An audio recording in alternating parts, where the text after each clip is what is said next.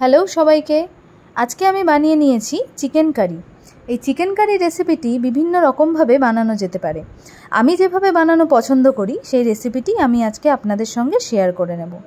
তো এর জন্য প্রথমে আমি নিয়ে নিয়েছি 500 গ্রাম মতো চিকেনটিকে ভালোভাবে ধুয়ে নেওয়ার পর এর মধ্যে দিয়ে দেব 1 চামচ লবণ, এরপরে দিচ্ছি 1 চামচ হলুদ গুঁড়ো, এবার দিতে হবে 1 চামচ ধনে গুঁড়ো, 1 চামচ জিরে গুঁড়ো, 1 চামচ লাল লঙ্কার গুঁড়ো, 2 চামচ মতো কাঁচা সর্ষের তেল, আর দিয়ে দিচ্ছি অর্ধেকটা লেবুর রস।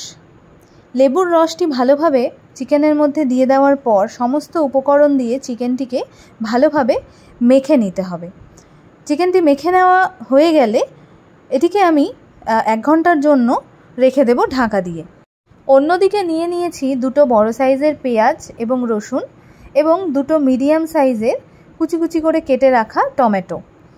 এবার মাংসে যে আলুগুলো দেব সেই আলুগুলোকে আগে ভেজে তুলে নেব।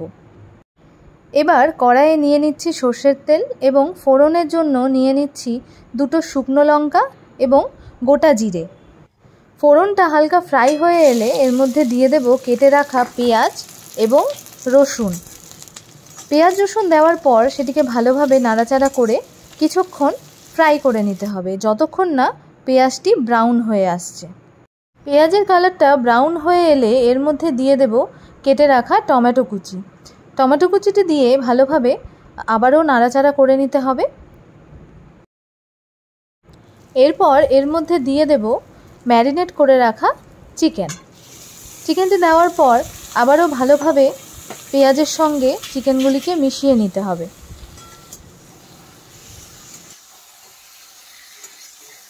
এরপর এর মধ্যে দিয়ে দিচ্ছি 2 চামচ আদা কাঁচা লঙ্কা বাটা এবং 1 চামচ লবণ, 1 চামচ হলুদ গুঁড়ো, 1 চামচ কাশ্মীরি লাল লঙ্কার গুঁড়ো। সব উপকরণগুলিকে ভালোভাবে চিকেনের সাথে মিশিয়ে নিতে হবে। এরপর এর মধ্যে ভেজে রাখা আলুর টুকরোগুলিকে দিয়ে খানিকক্ষণ নাড়াচাড়া করে নেওয়ার পর চিকেনটিকে ঢাকা দিয়ে খুব ভালোভাবে কষিয়ে নিতে হবে। খানিকক্ষণ বাদে ঢাকনাটা খুলে নিচ্ছি। আপনারা দেখতেই পাচ্ছেন চিকেনটি প্রায় কষানো হয়েই এসেছে। এইবার একটু নাড়াচাড়া করে নেওয়ার পর এর মধ্যে দিয়ে দেব 1 চামচ মতো গরম মশলা গুঁড়ো, আর দিয়ে দিচ্ছি কেটে রাখা 2 কাঁচা লঙ্কা। আবারও ভালোভাবে মিশিয়ে নিতে হবে। এই রেসিপিটি কিন্তু রুটি বা পরোটার সাথে খেতে দারুণ লাগে। আপনারা চাইলে রাইসের কোনো আইটেমের সাথেও এটি খেতে পারেন। আর আমার ভিডিও যদি ভালো লেগে থাকে তাহলে একটা ছোট্ট কমেন্ট করে যাবেন। ধন্যবাদ।